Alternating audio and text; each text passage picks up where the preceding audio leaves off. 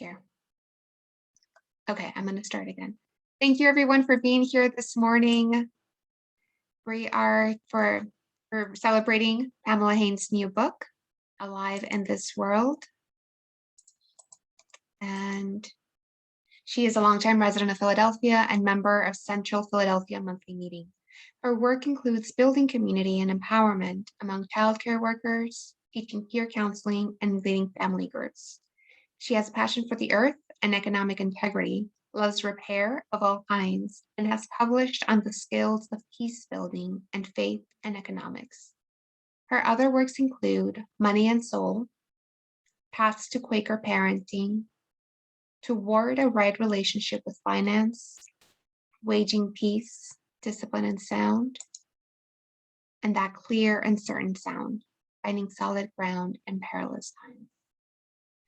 For Alive in This World, the collection of poetry is organized into 3 sections. First, A Home with the Trees explores a relationship with trees with a growing understanding and gratitude. And Commuter Encounters, intimate contact with strangers on a trolley or bus, invites reflection on humanity, connection, and justice. In the final section, A Home with the Earth, the soil is a medium for meditation on nourishment and how living in small green city spaces can bring big gifts. The poems are the call to pay attention to life and to not let the world go by unnoticed. Thank you so much, Pamela, for sharing of your poetry, of yourself. So the floor is yours if you'd like to unmute and share your poems. Thank you. Thank you. So I see Sharon. Is that my Sharon Easterling, I think? And Herb, I think that might be Herb Edel. So lovely to have you as well as other people whose faces I can see. Oh, and here's somebody else. Let's just wait for Elle to arrive. Well, I thought I would start with a poem. And the poem that I chose is from the first section on trees. It's called Come. This stretch of road calls out in many languages. Be here for the exercise. Smooth roadside surface, flat and humble countryside of woods and fields invite a walk. Be here for the beauty, subtle in its plainness, colors of late autumn now, soft and sun-filled, hard to name. Today, the call is new, compelling. Come, be here for community. Come, be with the pines, whose sharp needles and blunt, narrow fans create an airy, solid whole. Be with the big leaf trees as their leaves take off into the wind to meet the earth. Be with the birds, a hidden rustle in the brush till eye picks out the moving brown and white. Come, bring your species in, your mammal skin, awareness that is yours alone. Turn that awareness not away, but toward your place in this community of life. Come.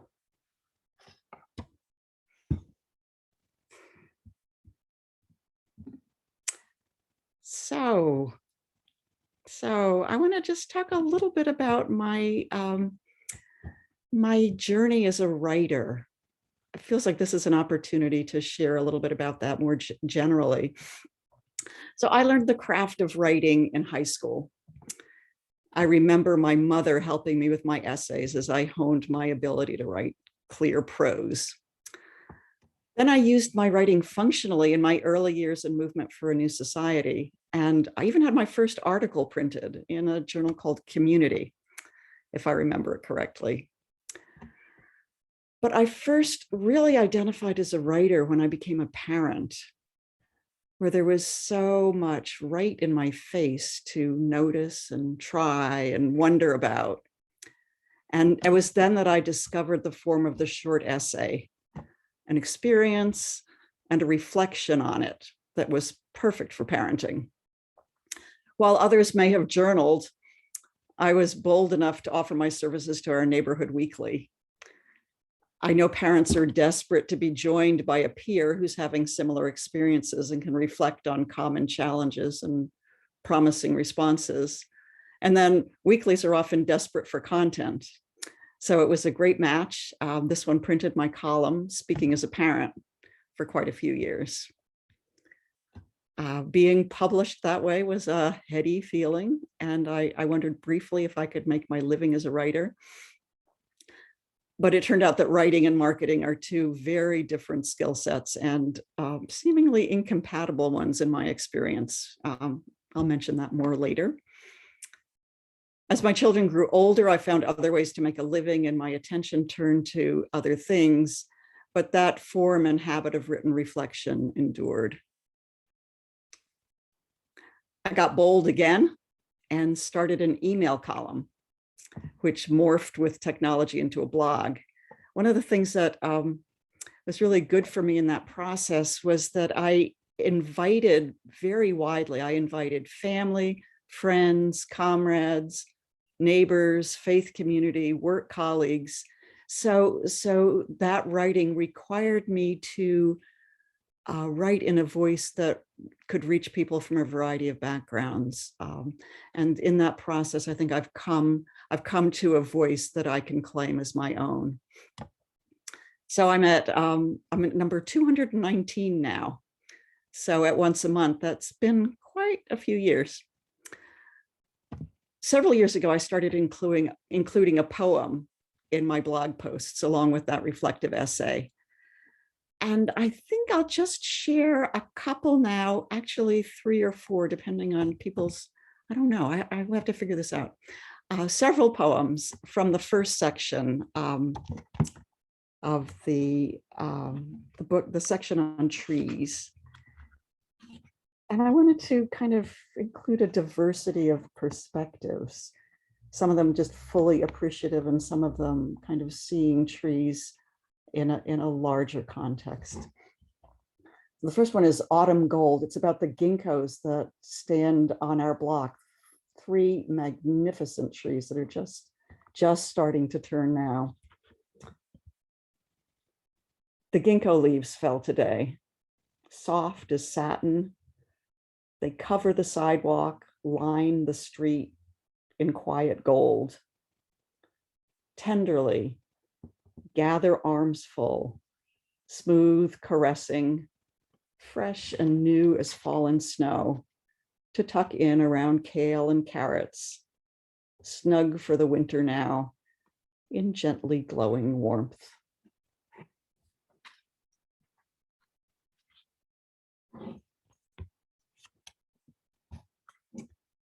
Here's one on, it's called Woods of Poland. Wildness scares, they say, yet tameness out of place can send a chill. This forest, laid out in perfect grid, goes on and on. How long ago was this land free to make a forest order of its own?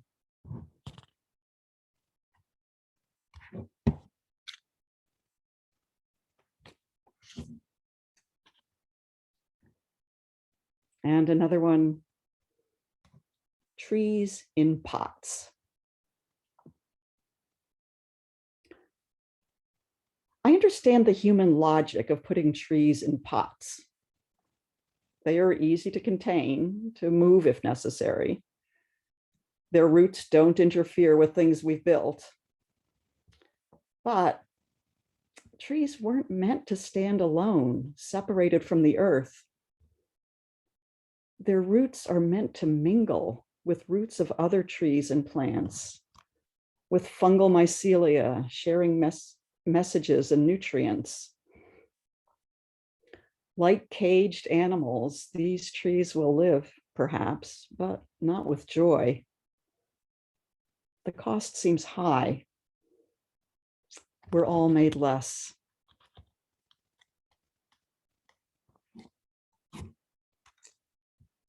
And a final one from this section called Cathedral. Step out of bright, hot sunshine full of busy sights and sounds into the cool cathedral hush of hemlocks leading to the gorge. Promise of water in the air, tall ceiling of green filtered light, quiet forest floor.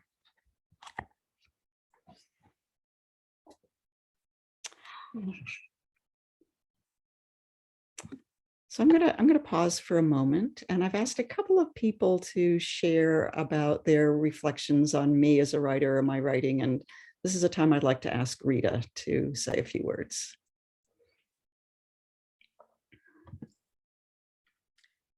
I need to say that I feast on what Pamela has written for years now. When she writes something, I read it, not only for the information, but for something that goes beyond that. And I love her blog that I get.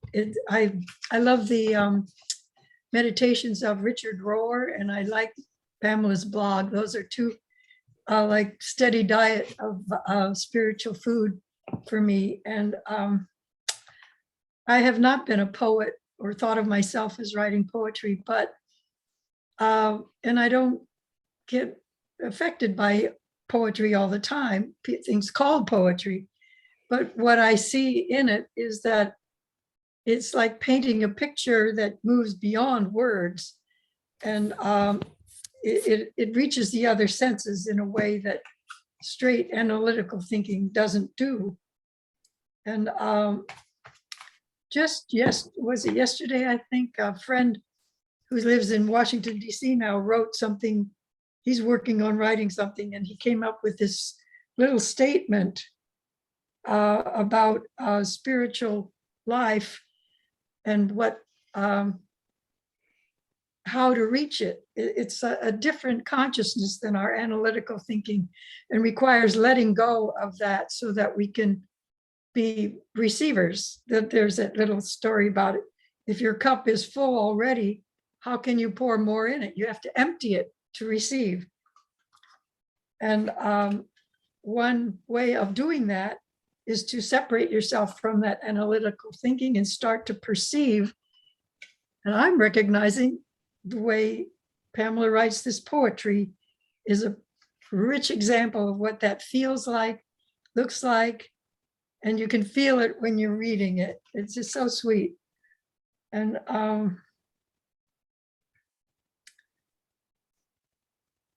she brings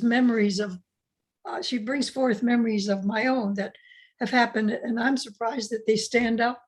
Like from when I was 20 years old, there'll become a memory that happened when I was taking a walk in Waukegan, for instance, because she's looking at things from that view. And well, the God consciousness is way beyond just our words. And she points, all these poems point there. And it's just a very gentle, like someone holding your hand and leading you to where your heart yearns to go. And so I just love it. And I could talk and talk and talk and talk and talk, but I may have said enough. Thank you so much, Rita. Oh, by the way, I love the foreword in this, the poems written by Pat McBee. That really tells you a lot. I hope that Pat would show up and share some of her thinking, because she just went with great insights. Yeah. Thank you. Thank you, Rita. So I wanted to talk a little bit about discovering poetry as a form. I remember writing poems when I was little, and I could think of 3. But what happened was that I was in the garden and I had an experience, or I saw something, and I thought, oh, this will be a great topic for a column. And I came home and I wrote it, but it didn't have enough for a column. It was just what it was. And I looked at it and I thought, what is this? And then I thought, oh, maybe it's a poem. So it was like, oh, so there's a that you can just present something that that you experience, and you don't have to reflect on it. I guess that was the difference. You don't have to ruminate or pull out different threads or kind of come to a conclusion. You can just put it out there. So it was really fun to discover that. And then you look around and there's, oh my gosh, these poems are everywhere. So one of the things that I really love about writing poetry is that it really calls me to be present to what I see, to what I hear, to what it evokes in the deepest part of me. It's like it calls me to my relationship with that moment. And I just wanted to read, I think I did it well in the preface, what I said about writing poetry. I said here, for me, writing poetry is a gift of pleasure from start to finish. The knowledge that there may be a poem waiting anywhere calls me to pay closer attention to life. When I bring myself fully into a moment that might become a poem, I have the opportunity to be present to all the joy, pain, and possibility of that moment. I'm opened up. Then I can draw on wells of creativity to craft my words in a way that captures the experience. I can linger with that moment and dig. I can sculpt the experience. I really love that. Cutting away the excess, finding ever greater clarity of shape and depth of meaning. When I am composing a poem, I am fully alive. Getting to share my poetry with others is yet another gift. So 3 from the second set of commuter encounters. Most of my poetry really happens right in the neighborhood or on the trolley. It's like where I hang out with attention. So you'll get a picture of that, I think.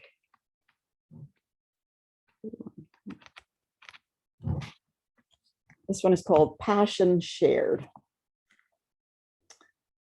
A thin old man waits at our stop, his clothes defying current style, an instrument across his back, perhaps a violin.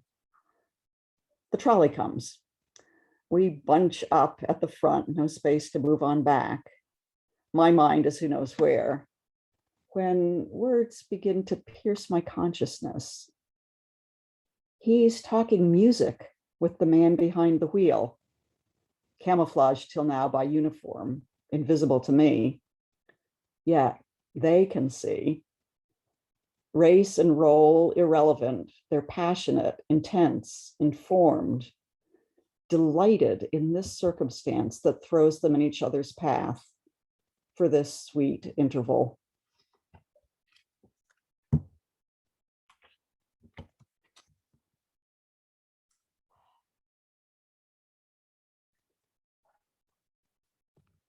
The next one, very short, called Hands. All I can see is brown hands in a catalog. Brown hands turning pages full of lovely dresses of lovely white models. The hands don't seem angry. Perhaps that's the part I cannot see.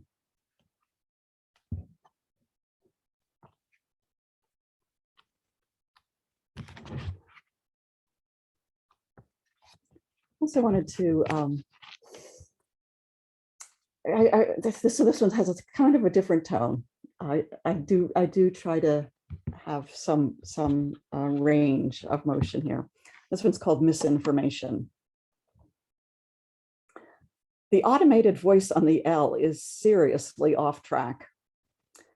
As we travel east below city center, stopping at 15th, 11th, 8th, she announces neighborhood stations heading west: Huntington, Dauphin, Berks, Girard.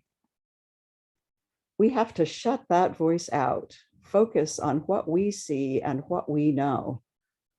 Trust ourselves to find our way.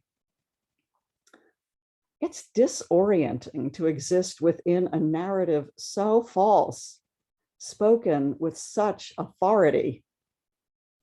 At least here on the subway, we're a savvy bunch. We don't get fooled.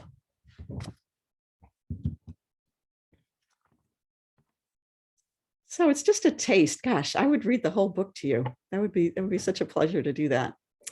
But I want to talk a little bit about the importance of community in my writing. While I might have gone on indefinitely writing my column and sharing it with a hopefully slowly widening circle, community has played a critical role in expanding my reach. So I want to take a look at what I've written. My pamphlet, which I called Muscle Building for Peace and Justice, a nonviolent workout for the 21st century, which Pendle Hill changed to Waging Peace, Discipline and Practice, grew out of a request from a friend who had a sudden family emergency to take her place giving a talk to a Catholic order. My first thought was, I can't do this. And then my second thought was, why not? And then I just tried to think of what I could do in short order to help this friend out. So that was one. Then the book that I co-authored, Toward a Right Relationship with Finance, Interest, Debt, Growth, and Security, was a project of a Quaker group I was part of, the Friends Economic Integrity Project. Then a friend from the Southwest invited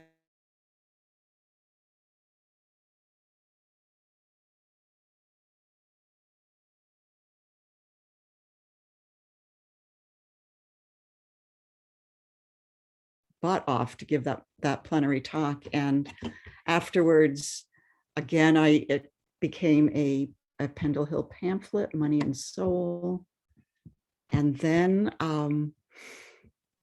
George Lakey asked if I would consider writing a book that friends in England had encouraged him to write on economics. And that pamphlet, again, it was like, oh, I don't think so. And then I thought, wait, it may almost be already written. So I expanded that pamphlet into the first thing that you could actually call my book, Money and Soul. Oops, Money and Soul. And then in a conversation with Esther Muir, a poet in our Quaker meeting, she suggested that I explore a poetry publishing house. Though they weren't a match, by then I was in motion, and I reached out to the folks who published Right Relationship for suggestions. And they just said, sure, we'll publish your poetry. I thought, oh my God, I wasn't expecting that. But so many people have been part of this journey. Many people have believed in me, and that has really made all the difference. And this is the point where I'm inviting George to say a few words.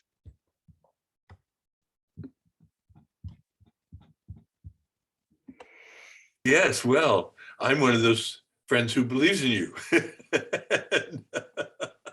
Let's see, I unmute myself, and are you hearing me? Mm-hmm. Yeah. Oh, what a pleasure to be invited to share about this, because the collaboration between us is such a great example. And one of the things I love about this characteristic of you, Pamela, is that I was brought up with an image of the poet especially, but a writer in general, as the lone person toiling in the attic long after everyone else has gone to sleep, right? Getting their solitude and cherishing their solitude. And it's because writing is a solitary process. And you've already shown how plugged in you are to community. And I guess that makes sense. You were brought up in a community, an intentional community founded by Quakers and other pacifists in Skyview Acres, New York. And then you came to Philadelphia to join a community, the Movement for New Society community. And of course you're communitarian, and here you are writing up a storm and showing that not that it's awful to be called to a solitary pursuit for those writers who are called to that, but you show in such a graceful way the possibilities of soaking up community allowing that energy to be present for you and to be supportive to you, and also to collaborate in the writing. And we've just finished that fun article for the Friends Association for Higher Education for their journal. And it was the easiest writing collaboration I've ever experienced in my life. And I've done, most of my books have been collaborative projects. So I'm a big believer in that, but I don't know anybody who's as easy to work with in writing as you are. And I think that friends here who are listening to your poetry, I think, and listening to you talk about it, can get that sense of how it's so odd, because I was brought up with this image of writing as an ego trip, taking you away from collaborative activity to get work done, et cetera, et cetera, et cetera. And you're just such a great model of the opposite, of someone happily ensconced in community, drawing inspiration from it, and at the same time, growing self-respect, in my experience of you, Pamela, growing self-respect for yourself as a writer with your own voice and your own contribution to make to this wellspring that the whole community gets to share. How lovely is that? Oh. I'm inspired. Thank you. No, thank you, George. Okay. So, well, this is going, we're going to have time for questions. I hope people have questions. And if you have questions like, I want to hear a poem about, just let me know that too. But I wanted to read some poems from the third section, A Home with the Earth. Oh, actually, the first thing that I wanted to do, though, was to point out the cover of this book. Nope, wrong book. Where's my book? Here we go. See the tree? So the story about this is that the publisher said, you need a photo for the cover. So I went online and I looked for the free photos, and I looked for sycamores, because they're a theme, because we have so many sycamores here in our neighborhood. And I found a really beautiful one that I was totally happy with, and sent it to them. And for some reason they couldn't work with it. And they said, we need another photo. And I thought, oh my gosh, am I going to have to take a photo myself? So I took my phone and I went down to the park before dawn in the early spring. And I waited for the sun to come shining up from low up into the top branches of the trees. And I clicked and clicked and clicked and clicked and clicked. And got it. And so I know this tree. This tree is a friend from Clark Park in West Philadelphia. And I'm really pleased that that's what got to be on the cover. Okay, so I gotta look at my numbers here.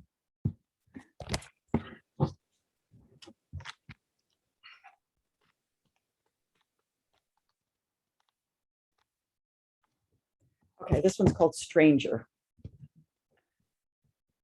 In the corner of my compost is a stranger. Home from far away, I find the exotic waiting in my tiny yard. The compost has never been strange before.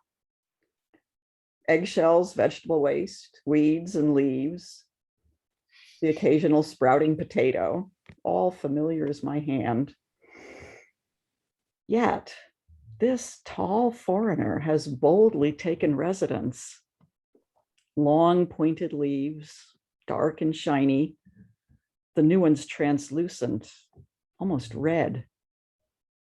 Of royal blood, perhaps?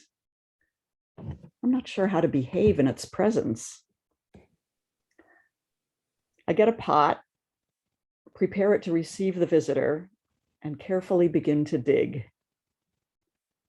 As I walk through layers of waste, I find the seed, key to this mystery. I am hosting a mango.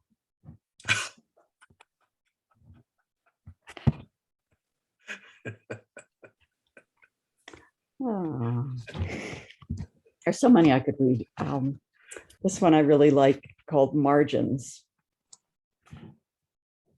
I like to read from the edges, claiming everything they enclose. Most of the show is at the center, rich and beautiful, calling for attention. But if you tolerate weeds at the margin, they grow in. Starting at the margin is a decision to have everything.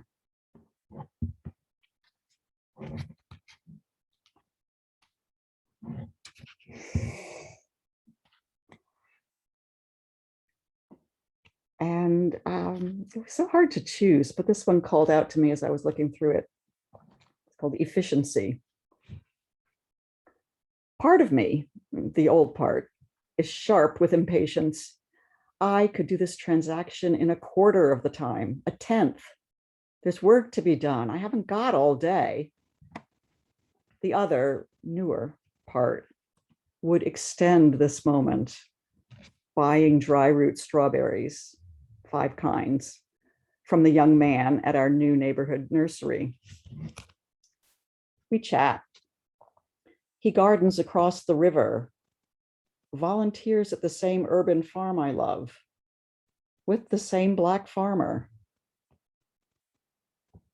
I have visions of young Black men from all across the city finding this farmer, soaking up the lore of earth and growing things, reclaiming roots. We knit a connection while he sorts and packages these roots for me. Why would I ever want this time to end?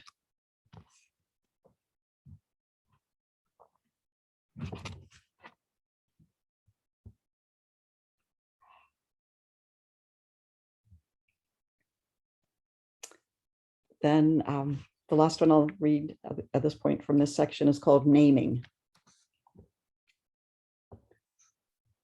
Not clearly a weed, I watched it grow, then finally bloom in pinks and purples. A lovely plant. We'll leave the larkspur, said a fellow gardener. Ah, larkspur. Now I know its name.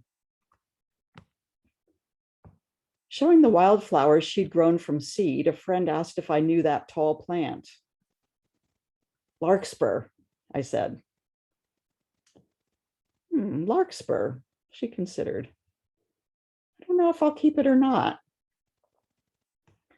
We all get to choose what we see as weeds. I like it when they have a name.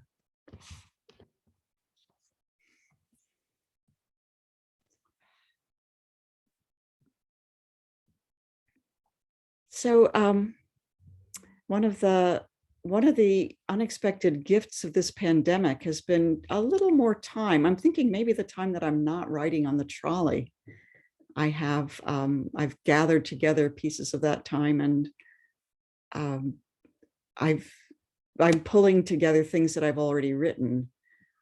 And one result is that clear and certain sound. This is the book that's just coming out now. You can get it on ebook, and maybe other places, which Diana's going to talk a little bit more about later. And there's more in the works. I had a weekend where I worked on my parenting writing, all those columns that appeared in the weekly, and I got a contract to do that. Oh my gosh. And then after I had such good reception to my poetry at my birthday book celebration, I thought, I have so many more poems, and I thought about a shape that they could go into, and the first publisher said, yeah, we'll publish them. Yeah, so I'm in the midst of a big challenge of trying to claim this identity, and do I need to give other things up to claim it more fully? I certainly need help, and I'm really pleased with the help that I've been able to get so far, and I'm always looking for more.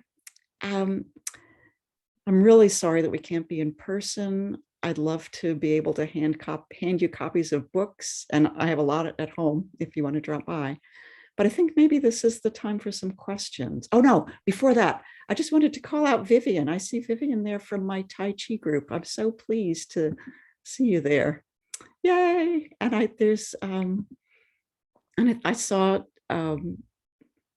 saw Sharon from work. Most other people I know. Herb from Movement for a New Society Days in DC. Okay, so I don't know if you folks have a way of handling questions at this point. So yes, we actually do have a question on the floor from Vivian Murray. So she asks, Pamela, in the first poem you read, did you use the word familiars as a verb? The first poem. The first poem. About come. I'll have to look at it. That's a big question. The one where you were hosting a mango. Oh, Oh, hosting a mango. No. No? What Oh, can I say? Stranger. Let me see. Da-di-da.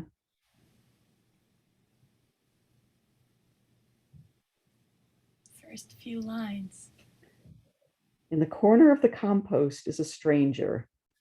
Home from far away, I find the exotic waiting in my tiny yard. Oh, all familiar is my hand. Isn't that a verb? All familiars, my hand. All familiar as my hand. All as Oh, familiar I see. as my Oh, hand. okay. Okay. Yeah. Well, there we go. We answered that one. any other questions or comments? Karen? Oh, Karen, unfortunately, we can't hear you. Wait.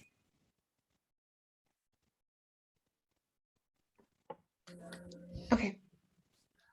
I have a question. How can I acquire the complete works of Pamela Haines? Ah. Well, if you subscribe to my blog, I have a resource section at the bottom that Okay, has all of them.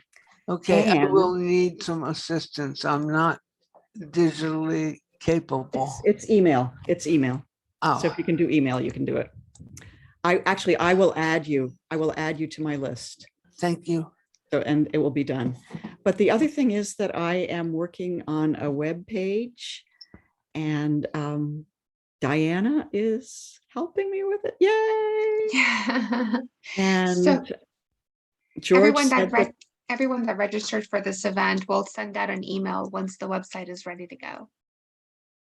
okay, great. And George said, oh, Pamela, you should do a Facebook author page. And it was like, how do you do that? And I called up somebody in my family that I thought might be able to help. And she said, absolutely not. But on the call, we thought of somebody else. And so she's going to help me with a Facebook, a Facebook page.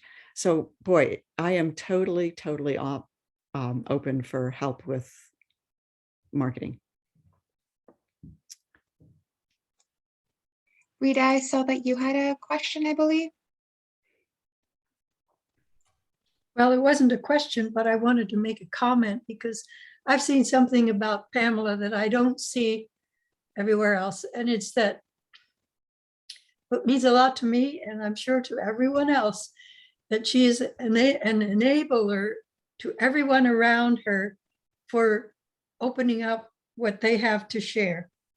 And it's just so, I saw it at the first big birthday party. All the people there were showing what had happened to them by being in the light of Pamela. And it means so much to me. And I'm sure, I feel like I've had an incredible lesson on how to approach poetry. So she's inviting the poet in all of us to respond. It's not just, here's mine. It's amazing and it's different. It's special. Thank you. Yeah, I think it really is being present to the moment and just taking it in really fully. And some people might not translate that into words, but I think that then you get to be the poet in your own form. Mona, I see you have your hand up. Could you put what is the name of the blog again? Pamela, Living in This World. I'll put that in the chat. Okay, okay. Pamela, I'm experiencing this very moving sense of synchronicity this morning as I'm listening to you read your work, especially the first one, which includes the phrases come, come, come. I recently finished reading a book by a Mexican author, and the book is called The Murmur of Bees. I don't know if you're familiar with this at all. It's by Sofia Segovia, but it's a very mystical, magical book. And a swarm of bees is a central character in the book. And those who pay attention well can hear the bees saying, come, come, come. And at a central point in the book, they're inviting one of the main characters to follow them to an orange grove where beautiful orange blossoms are falling and providing an incredible aroma for the bees and those who follow them. And that relationship with the trees and with nature that's in your work is just very striking. Thank you for sharing with us. Oh, thank you, Mona. Herb, I see you have your hand up. Yes, and my camera's not working, but you wouldn't want to see me anyhow. Don, I'm happy to see the smiling faces up there. George and I go way back, and Pamela, do appreciate your writings, the regular fixes. It's a little bit like the Headspace meditation Bernadette and I do every morning. Not as frequent, but it's a nice it's a nice pause for reflection. And appreciate your work, Pamela, on the, first let me say, good to see you, Rita. You may remember I used to work at the Friend Center front desk. I did that for 2 years in the evenings and would come around the library quite often. Pamela, thanks for your work promoting, supporting young people, especially for the movement and addressing climate, and helping to expose and explain the relationship to that with the economy and finances, duh. And I felt a little discouraged actually reading something you'd written about the commons. You know, the word commons is usually in the phrase tragedy of the commons. Well, the biggest tragedy is that the commons were closed up, privatized, and so on. And as you pointed out, that's happening. That has been happening for a long time, but perhaps on an accelerated pace all over the world, with all kinds of common resources, water, clean air, forest. So thanks for pointing out that reality and all the things that you draw hope from. I appreciate that too, because we need that increasingly, of course. And the world's changing drastically. So can I get you to say a few words about that in particular, the horrible financial injustice and the trends that in so many ways look like it's getting worse. But you know, things here and there that you draw hope from. You know what, Herb, I'm going to read a poem. It's about the commons, the poem about the commons. It's called Private Property. Wisteria, fragrant and lovely, won't grow in my garden, I discover that a neighbor has succeeded. I stop, rest my eyes, lift the cluster of purple blooms and breathe them in. In that moment, the wisteria's beauty and fragrance are all mine.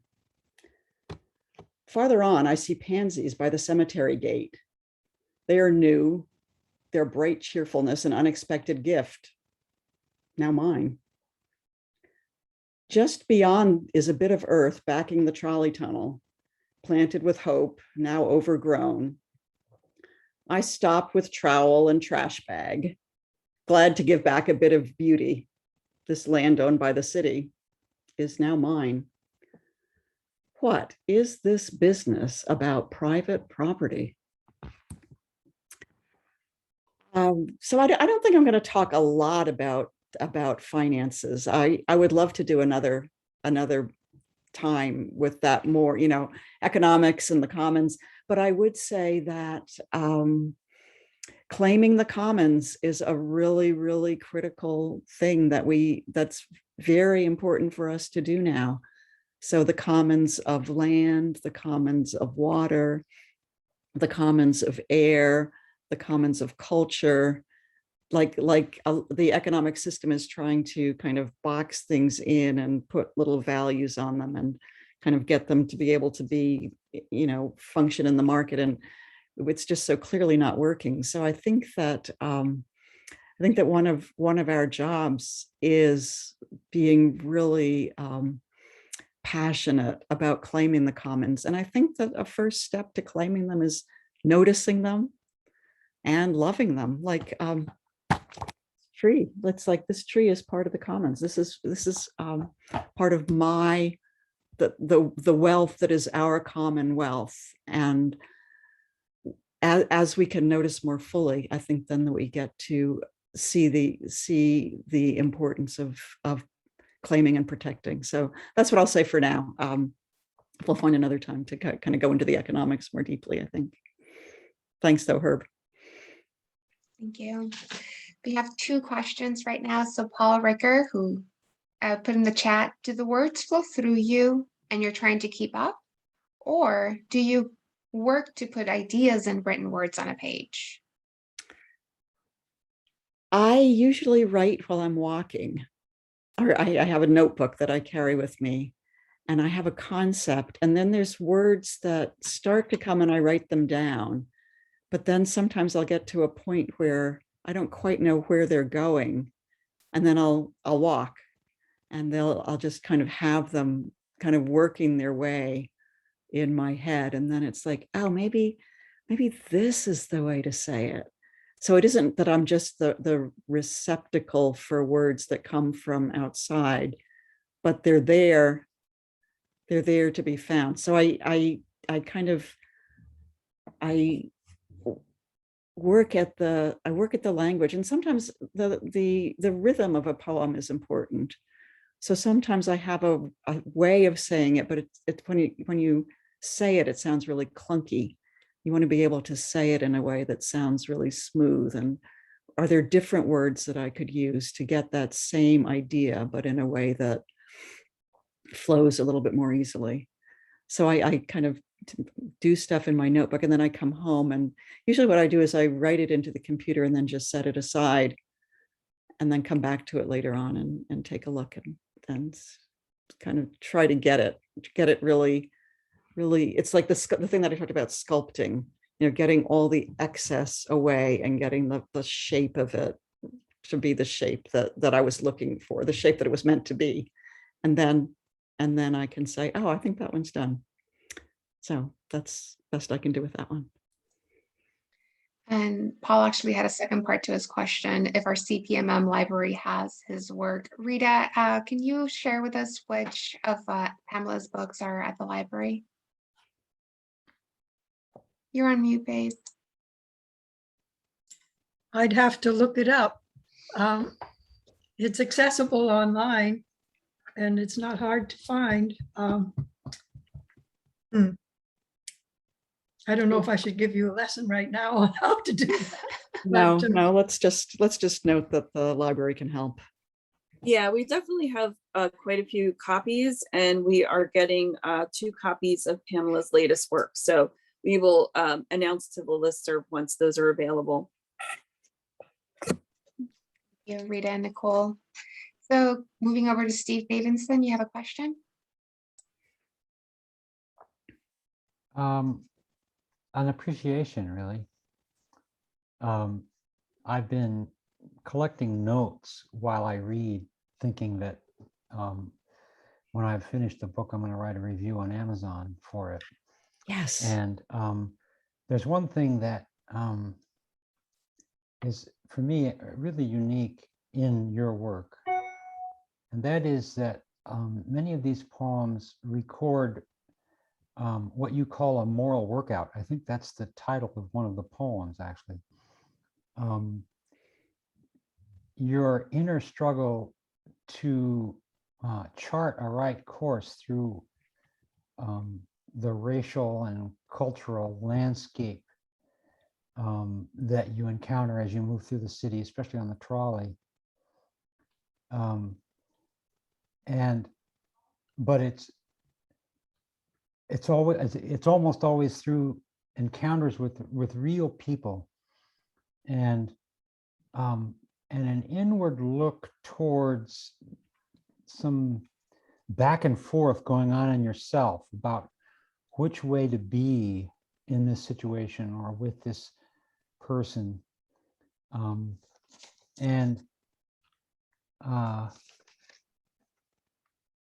It's a sort of ever recurring challenge. This theme comes up over and over in these works, and it's just to me a very excellent example of who was it that coined this phrase? Was it Rufus Jones, calling us a practical mysticism? How do you bring into the world the light that's within us and the light that we perceive in others? I really appreciate these intimate little movies of your own inner struggles. I'll read Moral Workout, and then maybe we'll close up. Diana has something to read as well, I think. It's long, so you can kind of get ready to have a moral workout with me.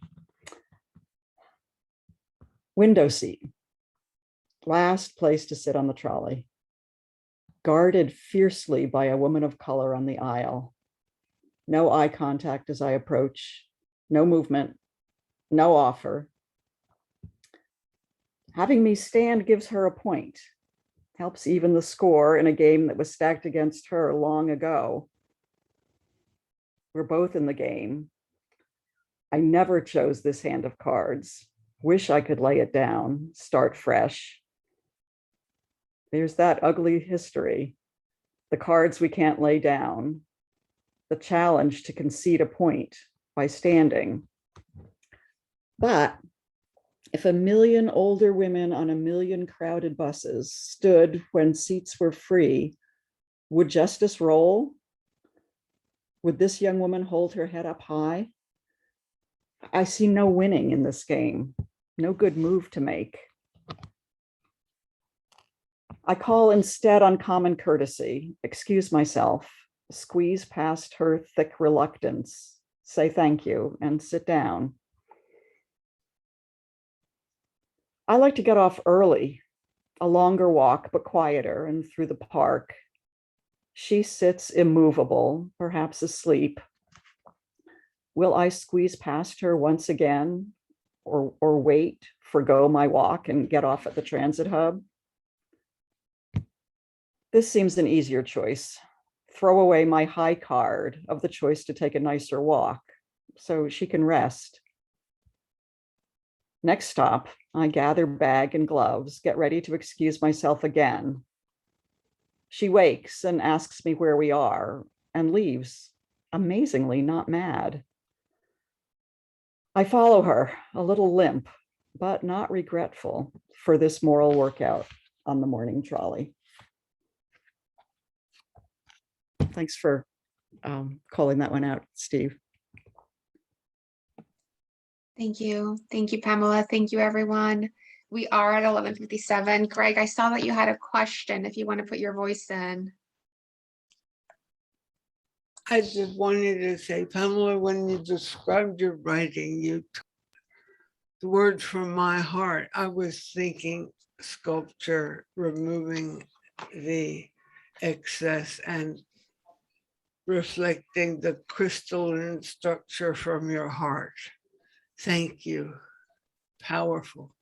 Thank you, Karen.